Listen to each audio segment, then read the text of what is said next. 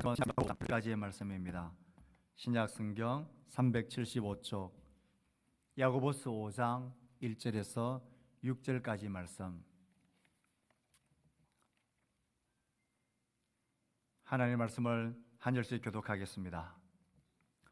들으라 부한 자들아, 너희에게 임할 고생으로 말미암아 울고 통곡하라. 너희 재물은 썩었고 너희 옷은 좀 먹었으며 너희 금과 은은 녹이 슬었으니 이 녹이 너희에게 증거가 되며 불같이 너희 살을 먹으리라. 너희가 말세에 재물을 쌓았도다. 보라, 너희 밭에서 추수한 품꾼에게 주지 아니한 삭시 소리 지르며 그 추수한 자의 우는 소리가 만군의 주의 귀에 들렸느니라. 너희가 땅에서 사치하고 방종하여 살육의 날에 너희 마음을 살찌게 하였도다. 너희는 의인을 정죄하고 죽였으나 그는 너희에게 대항하지 아니하였느니라. 아멘. 야고보서는 우리에게 이 세상을 살아가면서 당하는 여러 가지 시험에 관한 문제를 이야기해 줍니다. 시험을 당할 때에 어떤 태도로 시험을 받아들여야 하는지, 그리고 그 시험을 어떻게 이겨야 할 것인지 말씀과 기도라는 구체적인 방법을 우리에게 소개합니다.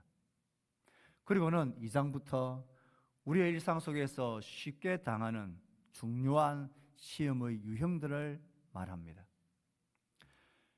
가장 먼저 말한 것이 부와 가난, 돈에 관한 문제를 이야기합니다. 그리고는 우리의 말과 은혜에 관한 문제를 이야기했습니다. 그리고 세 번째로 다룬 주제가 우리의 신분에 관한 내용입니다. 높고 낮음, 비천하고 귀한, 사회적 어느 모습에서든 나의 신분이 높고 낮음으로 인한 여러 가지 차별과 시험들에 관하여 우리에게 말합니다. 이 신분에 관한 시험의 문제를 이야기하면서 야고보는 세 종류의 사람들을 예로 들어서 말합니다. 저마다 자신을 남들보다 높은 위치에 있다라고 스스로 생각하는 자들을 이야기합니다. 그런 자들은 하나님의 자리에 앉아서 형제를 비판하고 율법을 판단하는 자라 말합니다. 스스로가 남들보다 높다라고 생각하면서 잘났다고 생각하며 비판하고 판단하는 것은 하나님의 자리를 빼앗는 악이라고 이야기합니다. 또 한 부류의 사람들은 장사하는 사람들을 예로 들었죠. 이 사람들의 생각 속엔, 고려 상황 속엔 하나님의 뜻, 하나님의 인도하심 그것이 없습니다. 자신의 인생이 얼마나 안개 같은 인생인지, 바로 내일도 하지 못하고 금방 있다가 사라지는 안개인 줄도 모른 채 내가 마치 영원히 있을 것처럼, 내가 생각하면 계획한 대로, 내가 의도한 대로 모든 것을 다 이룰 수 있는 자인 것처럼 계획하고 장사하는 사람, 그런 사람들은 스스로가 하나님의 자리에 올라 있는 자라 이야기합니다. 자신의 인생에 얼마나 허무한 것을 깨달아 알아야 할 것을 말합니다. 그리고 마지막 부류를 이야기하고 있는 것이 오늘의 본문입니다.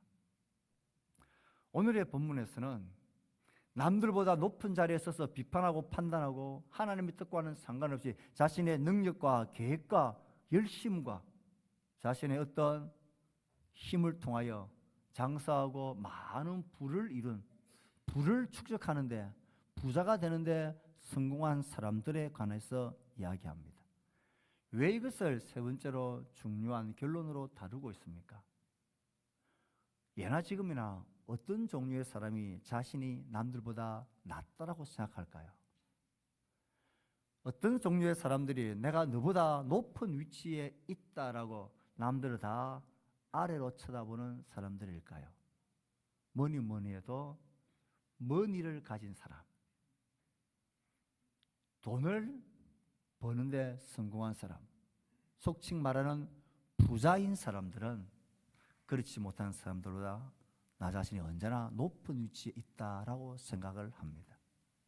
그래서 야고보는 부자들을 향한, 그래서 스스로 내가 남들보다 성공했고 높은 위치에 잘났다고 생각하는 사람들, 그런 사람들을 향하여 예를 들어서 말하고 있습니다. 오늘 이 본문의 말씀을 가만히 보면 그때나 지금이나 돈의 많고 적음에 따라 부자인지 가난한지 경제적인 능력과 수준에 따른 신분의 차이는 똑같이 있다라는 것을 알게 됩니다. 세상은 한 번도 이 관점에서 변한 적이 없습니다. 더 지독하고 더 치열해지면 치열해졌지, 더 살벌해지면 살벌해졌지, 이것이 무뎌지거나 이것이 잘못되었다라고 생각하고 말하는 사람은 이 사회에는 점점 그것이 없어지게 될 겁니다. 모두가 부자가 되기를 원합니다. 모두가 어떻게 해서든 돈을 모으고 벌기를 원합니다. 왜요? 돈만 있으면, 부자만 되면 이제 고생 끝, 행복 시작이란 신화가 우리 모두에게 있기 때문에 그렇습니다. 그런데 오늘 말씀은 이렇게 생각하는 자들에게 엄한 경고를 하고, 그런 경고를 하는 이유를 우리에게 분명히 말해 주고 있습니다. 야고보는 1절에서 하나님께서 세상 사람들이 추앙하고 스스로를 높게 생각하고 성공했다고 생각하는 부한자들, 그래서 이제는 고생 끝 행복 시작만 남았다고 생각하는 자들에게 놀랍고 엄중한 경고를 1절에서 날리고 있습니다. 1절 말씀을 읽어봅시다. 시작. 들으라 부한자들아, 너에게 임할 고생으로 말미암아 울고 통곡해라. 이게 무슨 말입니까? 너에게 임할 고생, 이 고생은 비참함, 비탄, 괴로움을 뜻합니다. 새 번역 성경은 이 본문을 다음과 같이 번역합니다. 다시 읽습니다. 부자들은 들으십시오.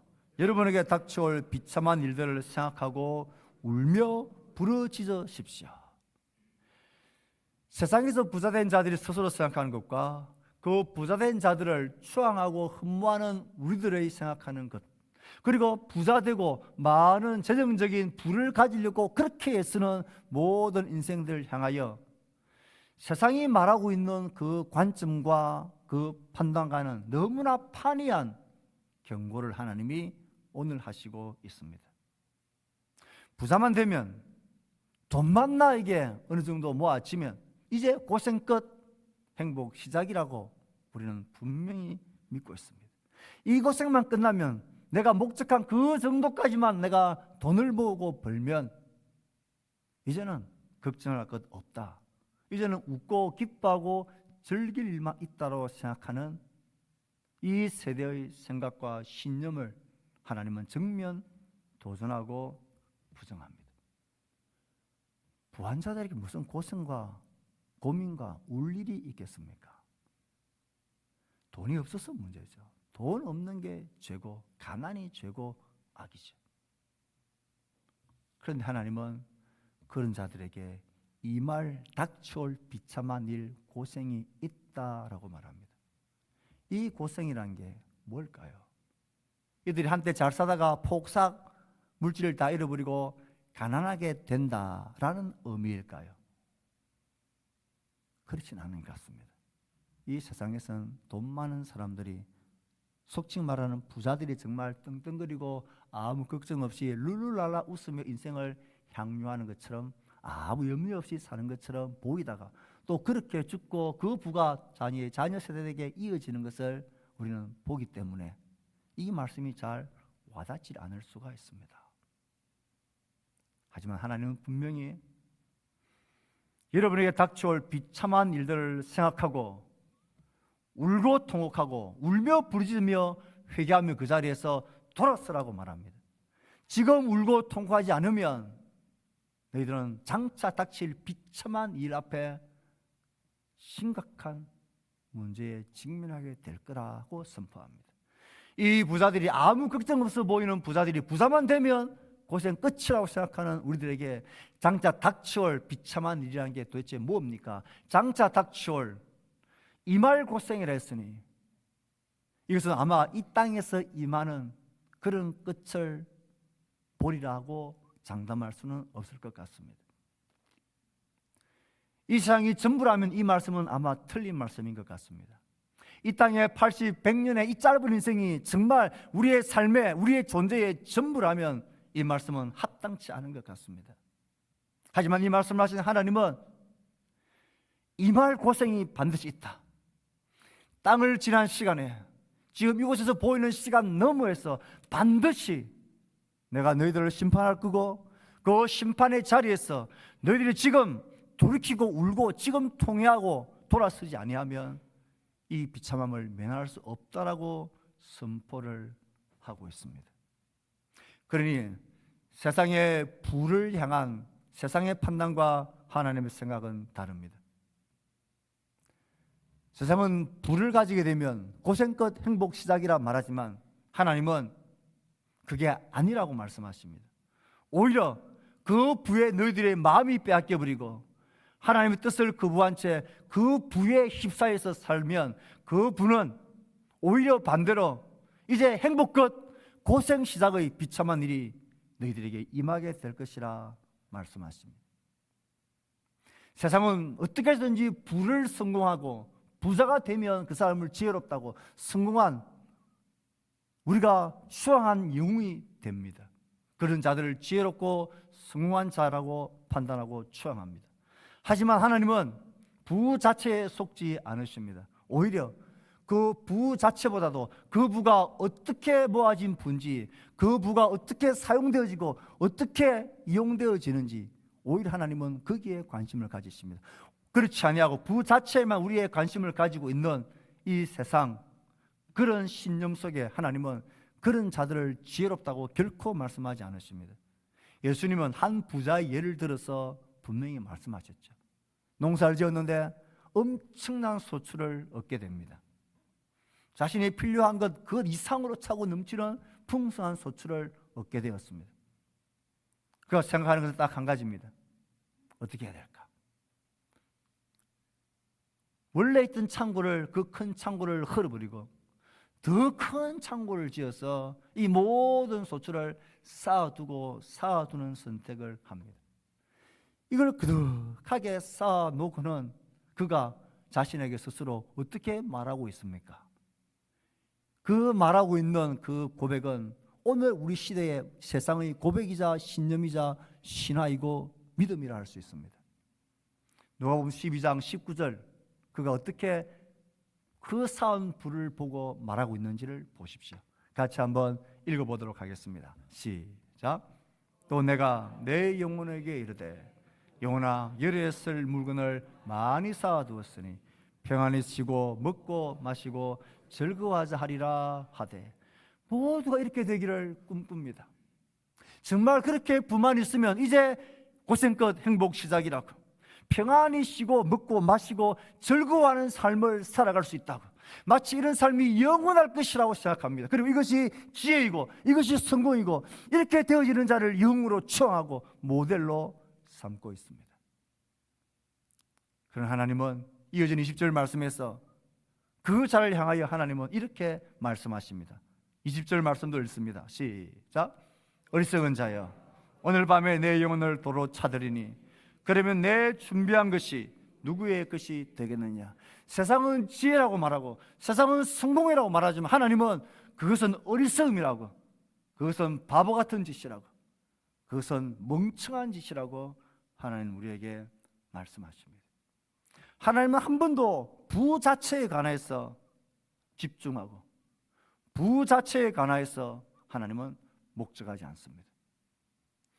우리가 그 부를 어떤 방법과 과정을 통해서, 그리고 그 부를 어떻게 사용하고 있는지 하나님은 그것을 중요하게 보십니다. 성경은 모든 부유한 자를 나쁜 자라고, 부자가 되는 것은 악한 일이라고 말하지 않습니다. 하지만 그 부를 모으는 과정 속에서 하나님의 뜻과 말씀에 위배되어지고 다른 사람들의 눈에서 피눈물이 나게 만들고 내가 많이 가짐으로 다른 사람의 것이 없어지고 잃어버리게 되는 이런 세상적인 방법으로 모은 부에 관하여 하나님은 별 가치를 두지 않으십니다. 세상은 어떻게 해서든지 과정이 중요하지 않고 결과가 중요합니다. 어떤 방법을 통해서든지 간에 돈만 모아 부자가 되면 그를 성공한 인생이라고 추앙합니다. 하나님은 그 생각에 결단코 반대하십니다. 오늘 말씀이 그것을 우리에게 잘 보여줍니다. 부자들에게 엄히 경고합니다. 미래에 너희들에게 닥치올 고생, 심판을 너희들을 생각하고 지금 이 시간에 이 자리에서 통곡하고 부르짖고 울으라, 회개하라고 외칩니다. 오늘 본문을 통하여 우리는 울고 통곡하지 않으면 왜 그들이 심판을 받을 수밖에 없는지 그 이유를 보아야 합니다. 더 나아가서 돈을 대하는 잘못된 태도들에 대해서 우리에게 말씀하신 하나님의 말씀 앞에 겸비한 마음으로 귀를 기울여야 합니다. 오늘 본문 전체에서는 크게 이 돈과 재물을 대하는 잘못된 태도 두 가지를 이야기합니다. 오늘은 그 첫 번째 태도를 조금 더 살필 것이고, 다음 주에는 같은 본문으로 두 번째 잘못된 태도를 살필 것입니다. 이 첫 번째, 두 번째 태도는 오늘 설교 제목에 그대로 나와 있습니다. 서야 할 곳에 서지 않으면 섰고 줘야 할 것을 주지 않는 것은 독이 된다. 야곱은 오늘 본문 전체에서 두 가지 잘못된 태도를 서야 할 곳에 서지 않는 것, 그리고 두 번째가 줘야 할 것을 주지 않는 것, 그렇게 이야기합니다. 오늘 말씀 속에서 서야 할 곳에 서지 않는 이 잘못된 첫 번째 태도가 어떻게 설명되어지고 있는지를 가만히 보십시오. 두 가지의 모습으로 설명하고 있다는 것을 우리는 정리할 수 있습니다. 서야 할 곳에 서지 않는 돈을 대하는 잘못된 이 첫 번째 태도가 어떤 모습으로 오늘 설명되고 있습니까? 2절, 3절 말씀을 읽습니다. 시작. 너희 재물은 썩었고 너희 옷은 좀 먹었으며 너희 금과 은은 녹이 슬었으니 이 녹이 너희에게 증거가 되며 불같이 너희 살을 먹으리라. 너희가 말세에 재물을 쌓았도다. 서야 할 곳에 서지 않는 돈에 대한 잘못된 태도, 그 첫 번째 모습은 쌓아두는 모습입니다. 적당한 곳에, 바른 곳에 생명을 살리고 하나님 나라와 그 뜻을 이루고 순종하는 일에 서야 하는데, 그것에 대해서는 귀와 눈을 딱 닫아버리고 오로지 이것을 쌓아두는 것, 그것을 목적으로 삼는 태도가 돈에 대한 서야 할 곳에 서지 않는 대표적인 잘못된 태도입니다. 오늘 이 1절에 2, 3절의 말씀 속에 반복되는 동일한 표현들이 있죠. 재물은 썩었고 옷은 좀 먹었으며 금과 은은 녹이 슬었다. 재물들, 그 당시에 재물이라면 먹을 것 양식이겠죠. 그것들을 큰 창고를 짓고 쌓아놓고 가만히 쌓아놓으면 쥐가 먹고 도둑이 헐고 다 썩고 없어 못 쓰는 것이, 쓸모없는 것이 되어버립니다. 왜 옷이 좀 먹습니까? 매일매일 필요한 옷을, 사용하는 옷은 좀 먹지 않습니다. 그런데 이 좀 먹었다는 표현은 그 옷을 오래오래 서지도 않을 것을 쌓고 쌓아놓았다는 거예요. 그래서 좀 먹었다. 금과 은이 녹이 안 쓰니까 금과 은이고 귀한 보석이고 보물이죠. 가치가 있는 것이죠. 그런데 이 금과 은이 녹이 슬 정도로 그 귀한 금과 은을 유익하게 사용할 수 있는, 쓸 수 있는 금과 은을 쌓아놓음으로 녹이 슬 지경까지 이렇게 쌓아놓았다는 거예요. 그래서 녹슬지 않는 금과 은이 녹이 슬어버렸으니까 이 금과 은은 그 가치를 다 잃어버리게 되지는 소용없는 것이 되어버리게 한다라는 강조의 표현입니다. 서야 할 곳에 서지 않고 쌓아놓는 것을 목적 삼아 쌓아놓으면 그 가치와 효용이 사라져버리고 없어져버리고 썩고 다 사라져버리게 된다는 것입니다. 말세에 쌓아놓은 재물이 이와 같이 된다라는 것이 하나님의 말씀입니다.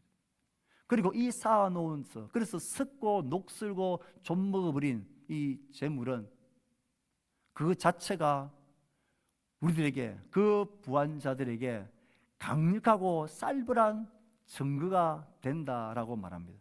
어떤 증거가 됩니까? 이 녹이 너희에게 증거가 되며 불같이 너희 살을 먹으리라. 이 녹이 너희에게 증거가 된다.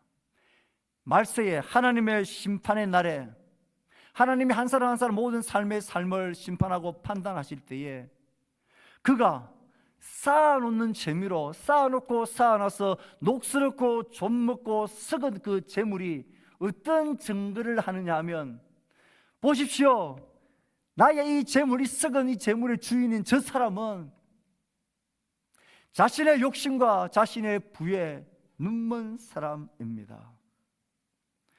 보십시오, 이 사람은 자신만 아는 사람입니다.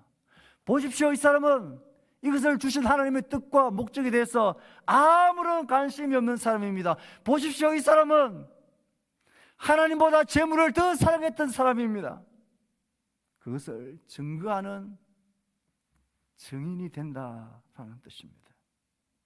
불같이 너희 살을 먹으리라.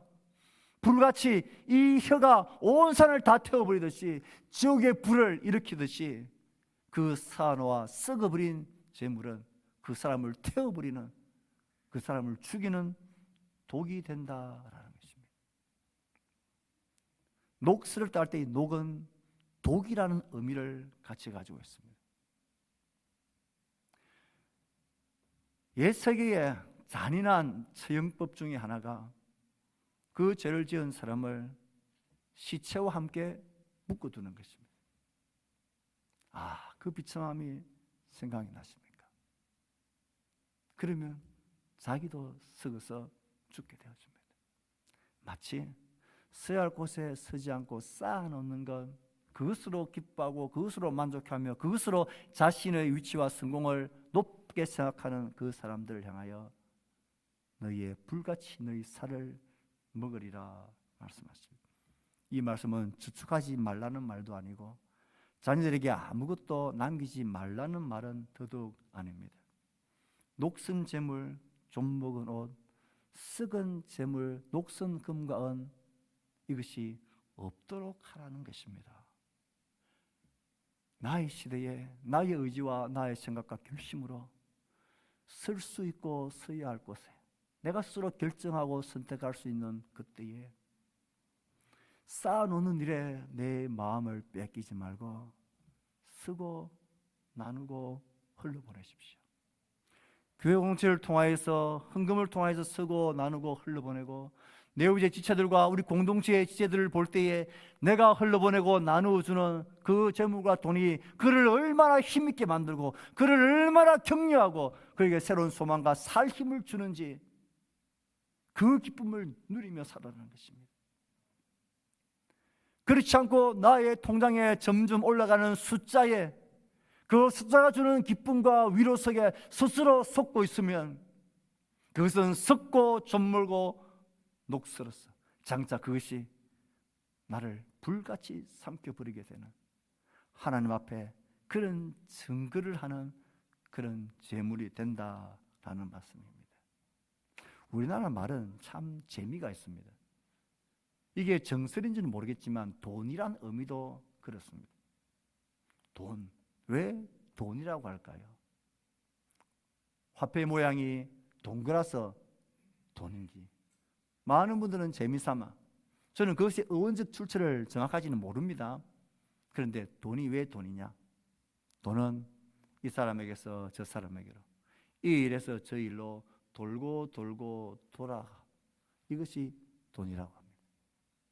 그 돈이 이 사람에게 저 사람에게로 전해지고 돌면서 그 사람에게 생명을 주고 위로를 주고 힘을 주고, 또 저 사람에게 돌면서 사랑이 전해지고 격려가 전해지고, 또 저 사람에게 그것이 돌아가면서 하나님 나라의 거룩한 일이 이루어지기 위해 돌고 돌아야 되는 것이 돈인데, 이 돌아야 될 돈이 돌지 아니하고 쌓아놓으면 그 돈은 썩고 없어지고 자신을 병들게 만듭니다.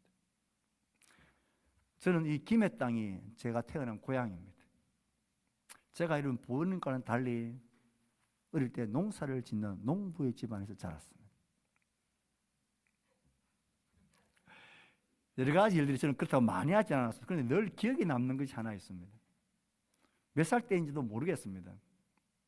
그때 농사를 지을 때에 농사를 짓고 빈 밭이 되어 있으면 그 밭에 무엇을 갖다 뿌립니다. 뭘 뿌립니까? 변소에 가서 그 변소통을 풉니다. 그리고 그것을 어떻게 가서 그 밭에 그 똥을 확 뿌리더라고요. 그 일을 한번 했던 것이 아직도 기억이 납니다. 그 어린 나이에 왜 내한테 그 일을 시켰는지. 그 일을 한번 하고 나면 몇 날 며칠을 온몸에서 냄새가 납니다. 여러분, 변수에 뭉텅으로 쌓여 있으면 똥덩이밖에 안 되는 것들도 그게 땅에 흩어지고 뿌려지면 영양가가 되고 땅의 지력을 회복시키는데 아름다운 도움이 됩니다. 곳곳에 닭이나 동물들의 그 배설물을 삭고 짚을 넣어서 비닐로 딱 덮어 놓습니다. 그걸 계속 거기 한 곳에 쌓아 놓으면 그건 똥덩어리밖에 안 되는데 그것이 뿌려지고 흩어지면 퇴비가 되고 거름이 됩니다. 돈도 그와 같습니다. 돈은 쌓여 있을 때는 아무런 가치가 없는데 이것이 돌고 돌고 흩어지고 누구인가 전해지고 어떤 일에 쓰여지게 되면 그 돈은 참된 가치와 의미를 나타나게 됩니다. 써야 할 곳에 쓰지 않는 이 돈에 대한 잘못된 태도, 첫 번째 모습, 이렇게 쌓아두는 것입니다. 쌓아두는 것에 재미를 느끼면 우리는 이 유혹에서 벗어날 수가 없습니다. 써야 할 곳에 쓰지 않는 이 모습의 두 번째 그림은 5절에서 볼 수가 있습니다. 5절 말씀을 읽습니다. 시작. 너희가 땅에서 사치하고 방종하여 살육의 날에 너희 마음을 살찌게 하였도다. 써야 할 곳에 쓰지 않는 돈에 대한 잘못한 태도는 쌓아두는 것뿐만 아니라 사치하고 방종하는 데 쓰는 것도 똑같이 녹슬고 썩고 좀먹는 잘못된 태도입니다. 써야 할 곳에 써야지 쓰지 않아도 되는 곳에 자신의 기쁨과 쾌락을 위해서 사치와 방종하는 일에 나의 재물을 쓴다. 내 돈 가지고 내 마음대로 쓰는데 너가 무슨 상관이냐. 이건 세상의 논리입니다. 하나님은 그 일에 상관하십니다. 그 일에 하나님은 많은 관심을 가지고 상관하십니다. 사치와 방종하는 데 쓰여지는 돈은 하나님의 관점에서 볼 때 그것은 다 녹슨 것이고 썩은 것입니다. 살육의 날에 너희 마음을 살찌게 한다. 이 살육의 날은 장차 이말 고난의 날과도 동등한 날입니다. 하나님이 마지막 종말의 잔치, 심판의 잔치의 날에 이런 자들은 하나님의 심판대 앞에서 살육을 당할 그런 어리석은 길로 가고 있다는 것입니다. 한두 달 후에 잔치를 준비하는 가정에 그 주인이 그 진수들 중에서 저놈은 다음 잔치에 잡아야 되겠다 생각되는 놈은 잘 먹입니까? 안 먹입니까? 유독 그 놈한테는 잘 먹입니다. 살이 포동포동 오르도록 돌보고 먹입니다. 왜요? 잔치날 잡아야 되니까. 돈도 그렇습니다. 사치와 방충으로 내 욕심과 내 쾌락과 내 즐거움을 위하여 그 돈을 사용하고 쓰는 자들은 그 마음을 살육의 날에 살찌우는 것 같습니다. 사람의 몸도 너무 비대해지면 둔해지고 우리 몸이 불편하고 병들잖아요. 우리의 심령도 그렇습니다. 사치와 방종의 맛을, 돈의 맛을 들이면 우리의 마음이 살찌워져서 비대해지면서 감각이 무뎌지고 행동이 둔해집니다. 땅 위의 것, 하늘에서 하나님께서 우리에게 주시는 그 가치와 의미에 대해서 무감각해집니다. 하늘의 지혜가 아니라 땅의 지혜를 사시고 살아갑니다. 오늘 말씀을 다시 한번 잘 보십시오. 너희가 어디에서 사치하고 방종한다고요? 땅에서 사치하고 방종합니다. 그런 사람은 땅이 그의 삶의 전부입니다. 땅이 그의 나라의 전부입니다. 이 땅의 자기의 배와 자기의 만족이 자기의 신이고 자기의 하나님의 사랑입니다. 자기의 눈엔 땅밖에 보이지 않습니다. 이 땅에서 어떻게 잘 먹고 잘 살 것이냐, 이것이 그의 삶에서는 끝입니다. 그 당차 닥쳐올 미래들, 하나님의 살육의 날들, 심판의 날들에 대해서 점점 무뎌지고 관심조차 가지지 않습니다. 그 영혼이 우둔하게 살찌고 있다는 것을 알지 못한 채 사치와 방종으로 점점 치닫게 되어집니다. 물질과 쾌락과 돈이라는 것이 이렇습니다. 그렇게 사치, 방종과 탐닉으로 가다가는 중독되어집니다. 마약으로 인한 여러 가지 우리의 뉴스거리를 보고 있습니다. 사치와 방종과 자신의 타락과 자신의 즐거움을 추구하는 결말이 그것입니다. 쌓아놓는 것만이 녹슨 재물이 아니라 사치와 방종으로 자기 사랑과 자기 만족과 자기 과실을 위해 사용하는 이 모든 재물도 하나님 눈에 녹슬고 썩은 것입니다. 그것은 살육의 날에 우리의 몸과 우리의 마음을 불태우고 살찌게 하고 죽임당하게 하는 그런 중요한 판단과 증거가 됩니다. 사두는 잘못을 돈이란 의미로 이야기를 했는데요, 이 두 번째 모양도 돈이란 의미와 통한다고 생각을 합니다. 돈이란 것이 쌓아놓지 않고 돌고 돌아야 되는 것인데, 이 돈이라는 것을 쌓아놓고 자기 자신의 사치와 방종을 위해서만 쓰는 사람은 돈이 돌아야 되는데, 돈이 돌지 않으면 뭐가 돌아요? 그 돈을 쌓아놓은 자신만 위하여 쓰는 그 사람을 돌아버리게 만듭니다. 그래서 돌아버린 사람, 돈 사람이 되는 거예요. 사치와 방종함으로 나 자신에게만 집중하는 사람, 그런 사람은 살육의 날에 자기의 마음을 살찌는지도 알지 못한 채 온전한 믿음과 시각을 가지지 못하고 살아갑니다. 사랑하는 성도 여러분, 돈은 참으로 우리에게 실제적인 문제입니다. 그 돈을 어떻게 사용하고 어디에 사용하는지를 보면 그 사람이 땅에 속한 사람인지 하늘에 속한 사람인지, 하나님을 사랑하는 사람인지 돈을 사랑하는 사람인지, 그 사람이 무엇을 귀하게 여기는지 적나라하게 정확하게 보여주는 것이 돈입니다. 오늘은 돈을 대하는 잘못된 태도, 이 자리에서 회개하고 돌이키지 않으면 이 말 고난을 피할 수 없다라고 경고하시는 하나님의 말씀을 듣습니다. 서야 할 곳에 서지 않는 것, 그것이 잘못된 태도입니다. 쌓아놓기만 하고 그리고 자신의 사치와 방종을 위해서만 쓰는 자들, 그런 자들은 살육의 날을 피하지 못한다, 하나님은 말씀하십니다. 이 모든 돈에 대한 시험거리 앞에서 나는 이 하나님의 말씀 앞에 겸비하고 진지해지기를 바랍니다. 쌓아두지 말고 나누고 흘러보내십시오. 사치와 방종의 길을 멈추십시오. 하나님께서 우리에게 허락하신 이 아름다운 기회를 멋지게 살아가고 사용하는 여러분들 다 될 수 있기를 주의 말씀으로 축복합니다. 우리가 주신 말씀을 생각하며 우리 헌신하고 다짐하는 기도를